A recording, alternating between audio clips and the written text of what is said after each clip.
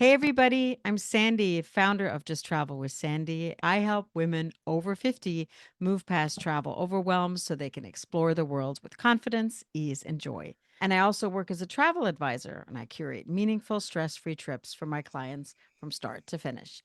And this is the podcast where we talk about the real life, how to plan it, enjoy it, grow from it. It doesn't have to be perfect and there's no stress, right? So let's make travel feel doable, inspiring, and worth it. And I've just written a book and it's called The Travel Lounge Life.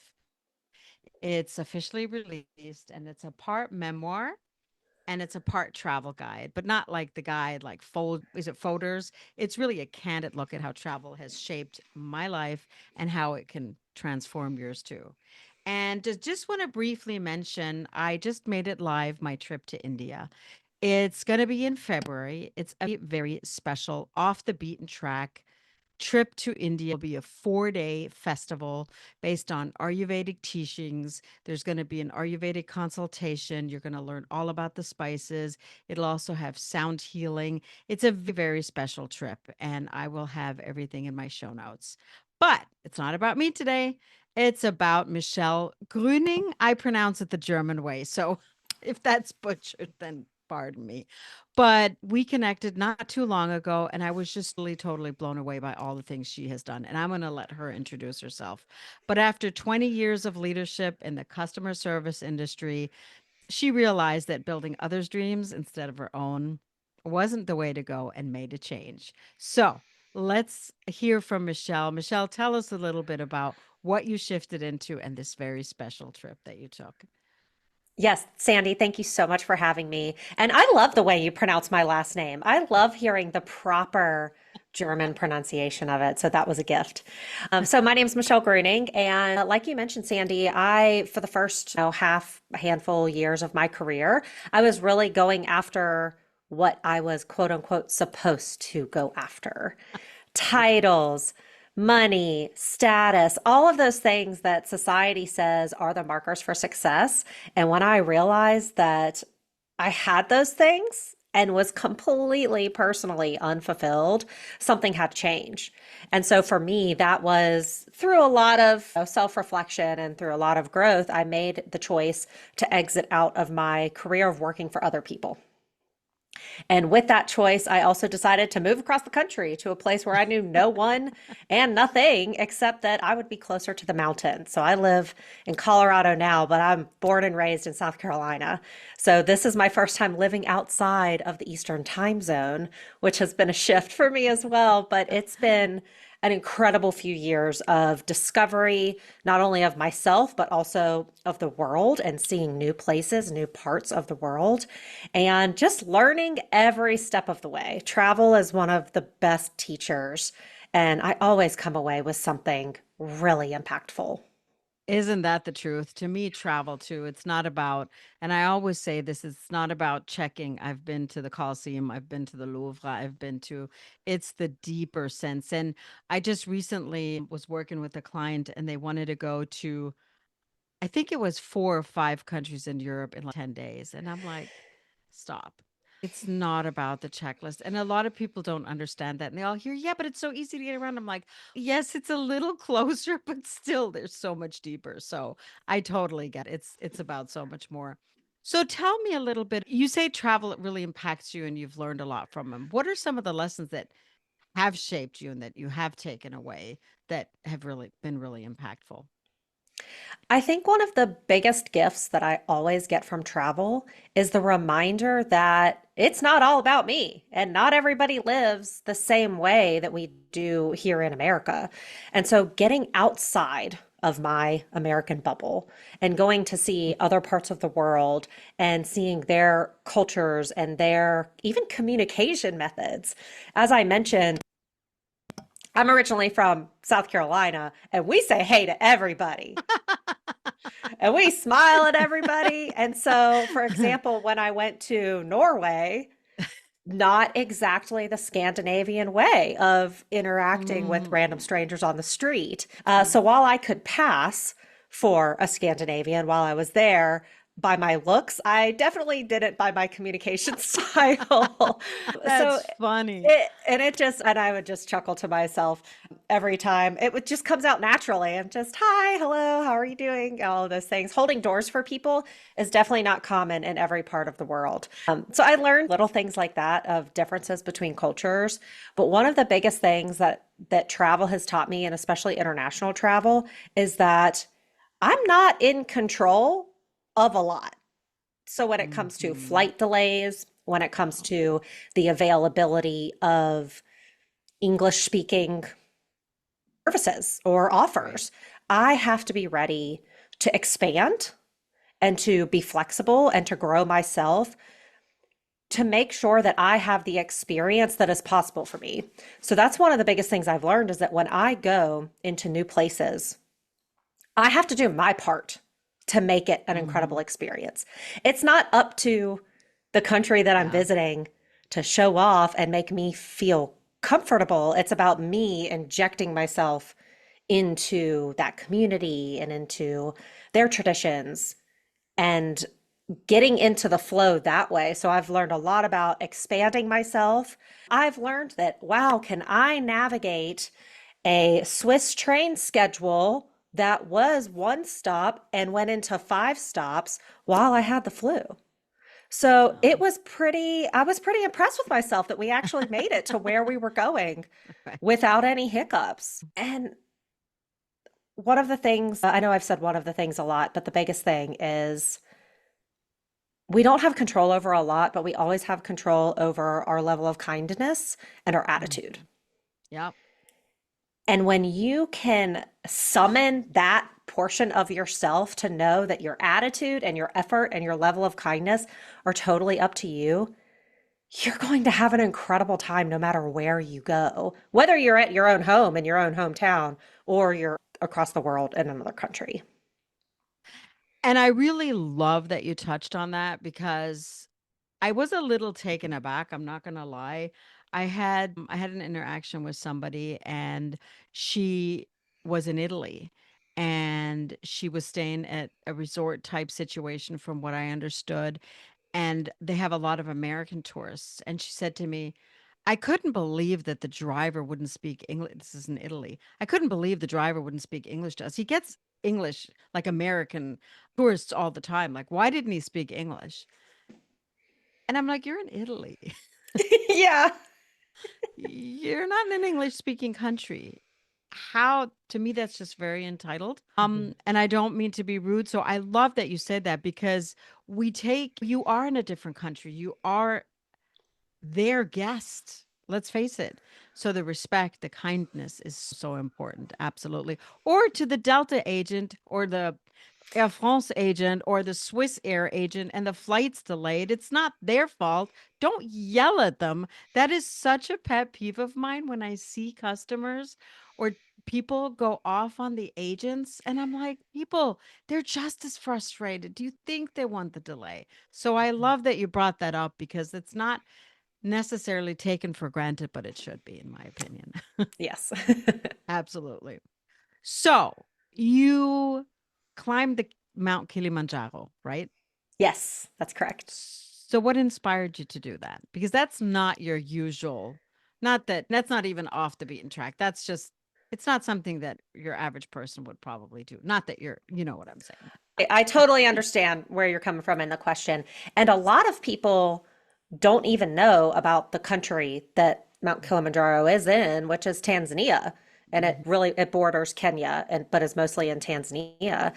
And I love this question because so the first time I traveled anywhere in Africa was to Namibia and I went in 2022. Another place that people were like, "What are you saying? What is Wow. that country name?"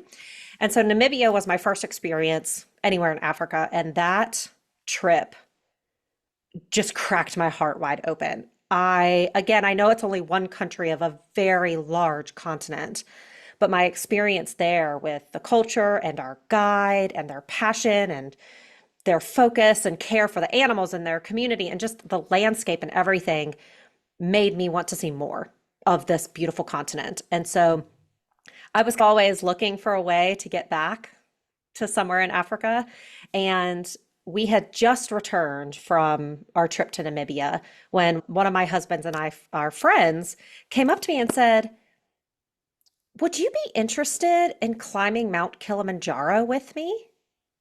And I said, "Yep, no further questions. When are we going?" And I was like, "My husband, he's not here, but he's into. I commit him also." And a lot of people think it's something that's been on my bucket list or that I've Mhm. dreamed about for years. But the fact is, a friend that I love and admire and enjoy spending time with said she wanted to climb Kilimanjaro, invited me, and it just felt so right deep in my gut that it was The that it, spontaneity, right? yes, that it was the next right step. And so we did some research for a few months and then we officially booked the trip in February of 2023. And then we started our climb a year later in February Mhm. of 2024. Did you train for it a lot? I trained very intentionally for it. So I was Yeah. already exercising regularly, which was very helpful. And I live in Colorado, so hiking is a Right. part of my life. And we live a mile high in elevation. So I already had a lot Ah. of really good things going for me. I would say once we hit about 6 months prior to the actual trip is when we got really intentional about our hiking training. So every weekend we would go do a hike for distance, which was about 8 or 10 miles with a weighted pack that was going to be heavier than anything we would actually carry. But just to get used to how our clothing rubbed Sure. and moved and how our pack felt. And then we would also do a hike that was more for elevation gain. So it might be just a few mile hike, but we might gain 2,000 feet in elevation Right. as we're going. And I'm lucky to live in a state where there's over 50 mountains that are above 14,000 feet. So we were able to do some of those as well and during the training. So then when you went, did you go a few days early to get acclimated? How long did it take? Did you stay a little longer? What did the actual trip look like? Yes, so we arrive. It takes about 2 days to get to Tanzania from where we are in Denver, Colorado. So we arrived and had 2 full days in Moshi before we began our hike. But the funny Mhm. thing is that living in Colorado, we actually lost elevation to Moshi. So we live at over 5,000 feet, and Moshi town is in the 2000s. So kind of went backwards a little bit. But so we did get there a couple of days early because we wanted to have a day where we could decompress, get ourselves ready. One of our friends had never met our other friend. So we went as a group of four. And so they Okay. met and then shared a tent together for the next week, the day after they met. But we went early. And the day before we actually started climbing, we met our lead guide and our climbing agency point of contact. They came Right. to our hotel, laid out the map, gave us the overview of what we chose a 7 day trek. Gotcha. So they laid out the entire trek. And I loved this so much because our lead guide, his name is Abu, he said, "This will be the only time that we talk about the trip in its entirety. Because starting tomorrow on day one, we will only discuss day one." And I then when like we had that. our briefing at the end of the day during dinner, they would then prep us for the following day. Okay.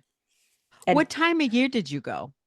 we went in February. So we Okay. started our climb in mid-February, and that is their summer. And technically, it was the dry season, but we learned that Mount Kilimanjaro doesn't care what season it's supposed to be. It creates its Right. own weather patterns. And we Mhm. experienced, I think, all the weather. So you trekked for, you said, a week? Yes, we took 6 days to reach the summit. Okay. And then we came down the entire mountain in a day and a half. Oh, wow. It's the training process. It's always so interesting because people always talk about the ascent, the climb to the summit. That's the focus. But the descent, Is 17,000 feet That's of descent rough. in a day and a half, my knees were I struggling. so in Austria, a lot of the hiking, a lot of people will actually say the descent is can be, not always, but can be on the joints, on the knees. It can be a lot tougher. Wow, that you did that in a day and a half. That's insane. And we did the first, so we climbed from a little over 15,000 feet was our base camp the night before we summited. And we had about a little over 4,000 feet to go from our base camp to the summit. The summit of Kilimanjaro is 19,341 feet in elevation. So we climbed all of that, came back down the same amount, and then descended another 5,000 feet Oh, on the wow. same day we summited. It was a That's tremendously crazy. long day. I can imagine. You slept well that night. It was one of the only nights that I actually slept well. Yes, lack of sleep was something I was not prepared for. Why was that? Because of just uncomfortable in a tent or just the weather? Part of it was discomfort of tent sleeping. There was always a rock somewhere under my back and it moved based on the campsite. And so the sleeping just it wasn't great. And then actually on night 5, there was such an incredible windstorm that my husband and I we were lying in our tent and it sounded it it had to have been I don't know how loud it was, but it was deafening. The sound of the wind collapsing the tent and flapping the tents like sails whipping in the air. And we Wow. heard this huge rip and I thought, oh my gosh, our tent, what is happening? So we got out of the tent. It was just the rain fly. The rain fly had ripped and it was flapping around in the wind. But we both got out of our tents at the same time, forgot to zip the front, and a Uh, huge wind gust came in, took our tent, and flipped it completely upside down. oh my gosh. We were shouting and screaming for our guides and our porters, and they all came out. Ended up collapsing the tent. So we put 4 people, all 4 of us in one tent for that night. Oh, I don't think wow. anybody slept. No, So probably not. it was things like that. The wind was so Mm, loud. People think that it's going to be really warm, or excuse me, really cold the whole cold. time, but you start in a rainforest Right. and then you end in the Arctic tundra. So you go Right. through 5 different Yeah. ecological zones throughout the whole Hmm. thing. That's crazy. Yeah. That's wow. I can't imagine how to do this, you have to obviously be in good shape, just alone, not even just the climbing, but the different temperatures, the different altitude, all the things. So that's why the prep. So how long you said you prepped for it hardcore? 6 months? About 6 months. We were exercising and hiking and things about a year out. But Right. once we really got into that final 6 months is when I was increasing my weightlifting, really Hmm. working on my lower body strength, working on endurance. And the other thing that a lot of people don't talk about is the mental training. Oh yeah, absolutely. Kilimanjaro is a mental game as much as it is a physical one. I believe that though with most our mind is if you can be as fit as you want, if your mind isn't right, it doesn't matter. So I 100% believe that in a Yeah. lot of things that we do, how powerful the mind is, right? Absolutely. And there are some ultra marathoners, really fit people who cannot make it to the summit of Kilimanjaro. I believe it. I Mhm. believe it. And again, it's the mindset. So you created is it an activity book It inspired by your is. trek? Yes. So talk to us a little bit about it. And if the audience wants it, where can they find it? Of course, I will have everything linked in the show notes as well. But just talk a little bit about that because I think that's fun. That's Yes. awesome. Absolutely. So I created this activity book. It's called Stop Doom Scrolling.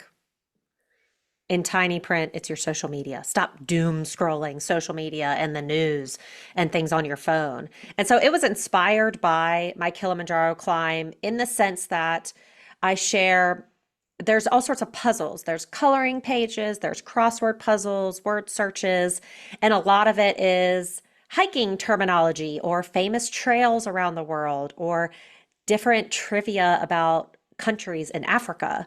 And so I've been told my crossword puzzles are a little difficult, but they're not supposed to be easy. So you learn a lot while you're doing them.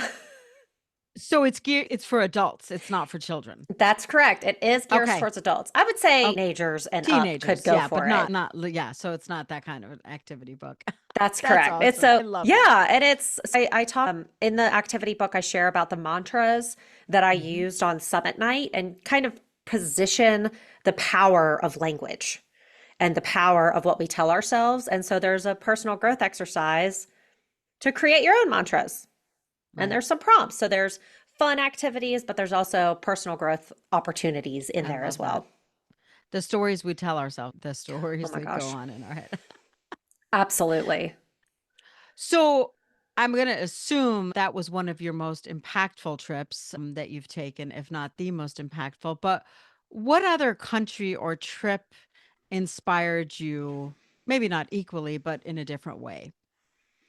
We went to Switzerland for the first time. And earlier in our conversation, where you mentioned working with someone who wanted to go to like 4 or 5 countries in 10 days, our very first international trip, we did 3 countries in about 16 days.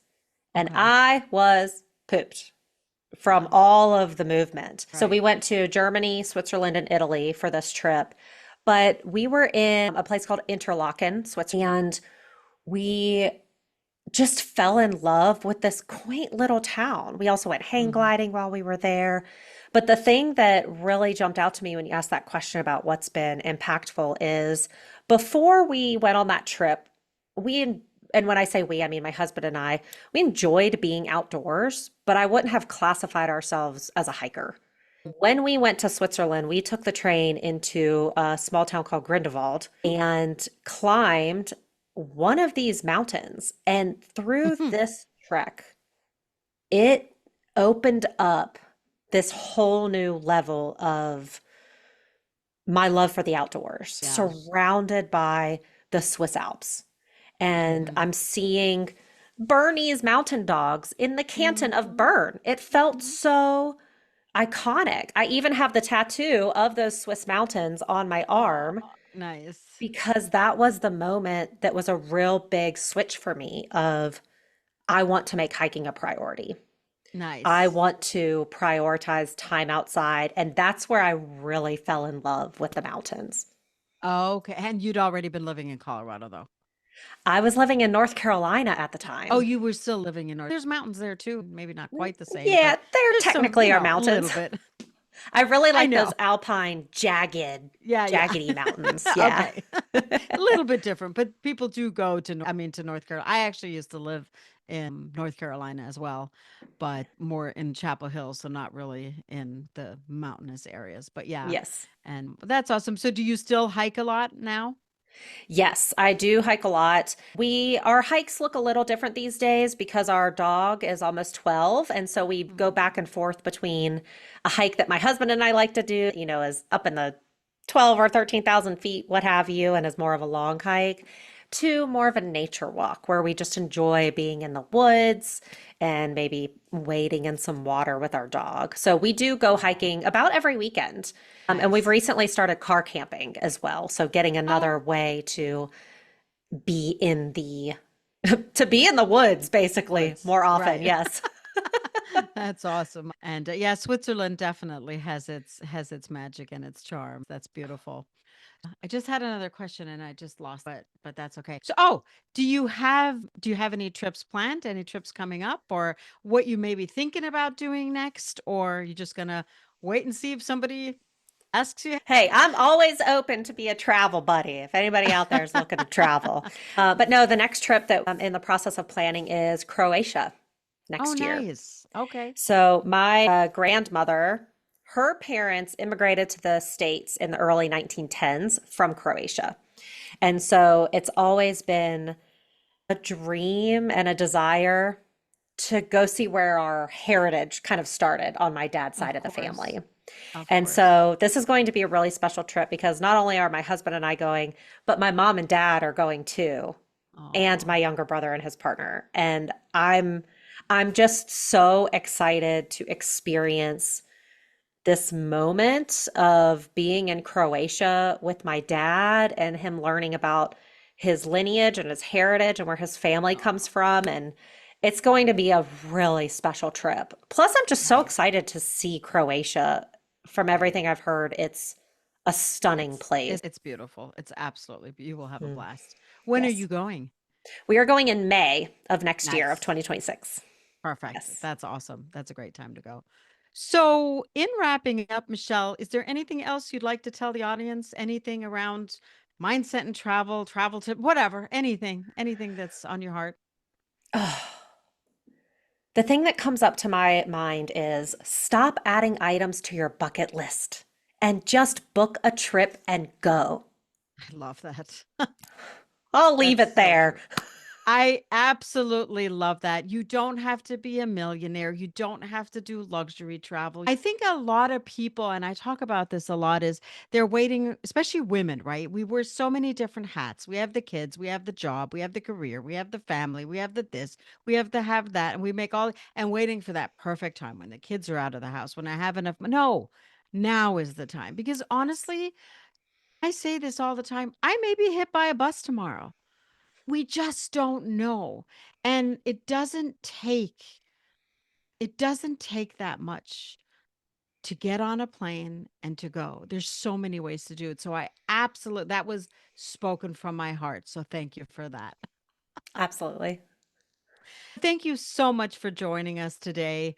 I really hope that this episode gave you a boost of inspiration. It sure did me, and maybe some practical tips to take you closer to that next trip that you've been dreaming about. And I agree, it's not about the bucket list. I don't even know where that word came from, but take the trip that you've been dreaming about. And it doesn't matter if it's across country or to, I don't know, climb Mount Kilimanjaro or go to India. It doesn't have to be like far, but just take the trip that you've been dreaming about.